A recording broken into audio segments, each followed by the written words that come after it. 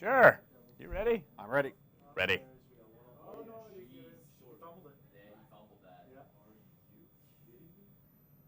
Talk the Vote live here at News Talk 92.3 KTAR. The third and final presidential debate. It comes to a close. Rob Hunter. Very exciting moment, We Chuck. made it through debate season. Now the playoffs. Rob Hunter is here. My name is Chuck Powell, and I just want to, first of all, throw out there just how angry I was that our relationships with New Zealand didn't come up. Very strategic and important. Those You're right. people have been on our nerves for years, and I've had it. Send in the troops. Occupy New Zealand. That's right. There's your new slogan, President Obama. Well, let's begin with the difficult position that Mitt Romney was in going into a debate with the president, who's been there 4 years, where he doesn't have any foreign policy. His vice president doesn't have any foreign policy experience. I don't even think either of those two goody-goodies have ever even been in a bar fight. And yet here he comes into the third and rubber match debate having to discuss foreign policy. He was in a difficult position tonight. It was, and not knowing, where to go, and what, not having formed the relationships that you need to form, that you have to when you're the president, that Obama has done. And it's Obama's really strong suit. If you look at it, his economic record, not so good. Right. But his foreign policy record, I mean, he's basically taken George Bush's foreign policy and he's put it on steroids. He's like, all right, I'm going to take drone strikes. I'm going to put them in Pakistan. I'm going to put them in Yemen. He's actually done drone strikes in Somalia, gone after al-Qaeda where he needed to. Obviously, the bin Laden raid, not telling Pakistan.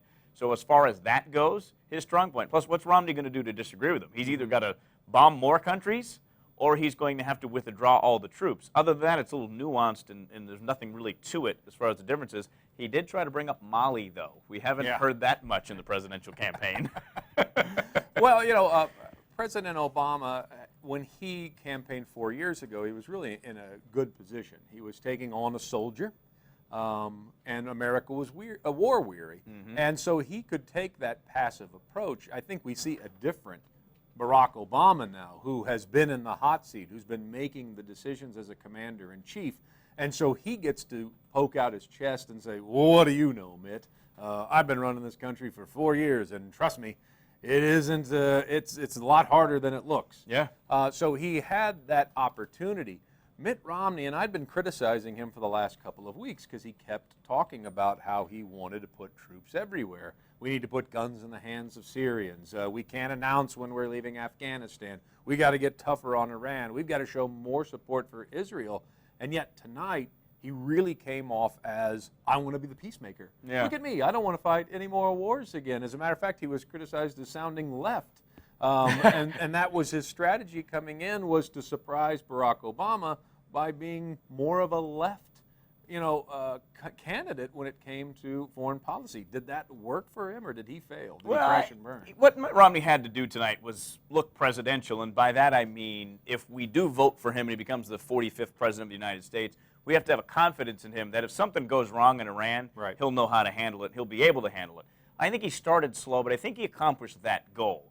And I think if you take what you said earlier about the president being just that much more knowledgeable about foreign policy, you can say, okay, Mitt passed that test. Obama's job was to reinforce what he's done over the past 4 years and saying, look, you know what, I didn't run away from the fight. I brought the fight to the bad guys in their country, and you want to change course now, similar to what George W. Bush did in 2004 to John Kerry, saying, you want to change course in the middle of all this? I don't think that's a good idea. The difference is this is an economic election, not a foreign policy election. Right.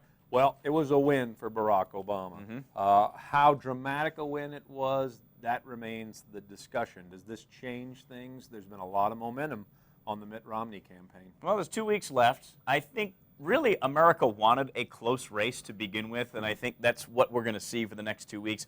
Plus, everybody's narrative is better. Media coverage is better if the race is close. So the race is going to stay close. It's literally going to come down to 1 or 2 states come November 6th.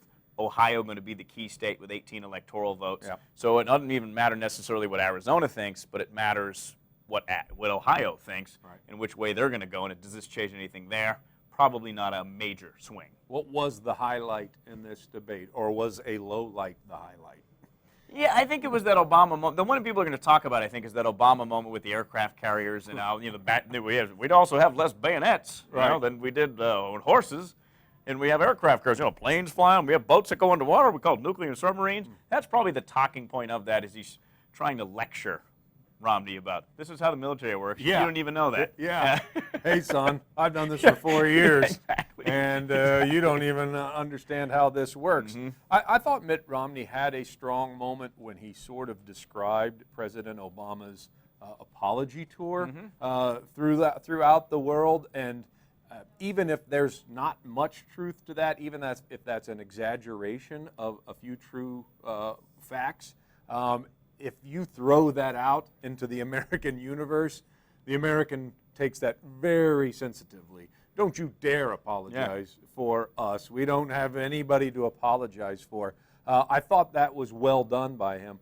I still think that Barack Obama, even though it's about foreign policy, which we expected him to win on, I think that at the end, when he started talking about China, is the point that he needed to make throughout all of the debates. And that was, you keep talking about all of these, the way that you're going to fix the economy. We're going to add to the military, even though the military is not asking for any financial support.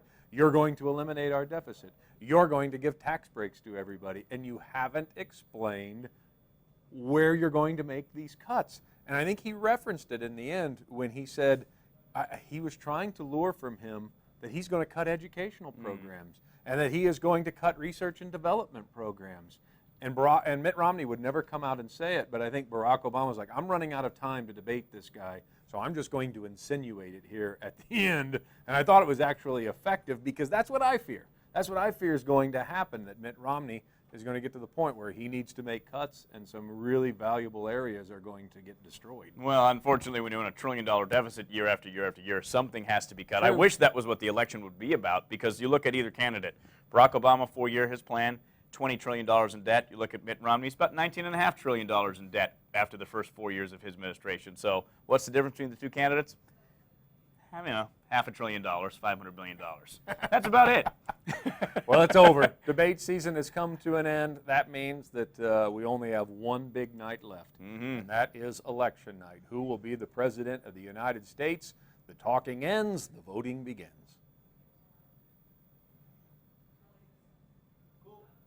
Word.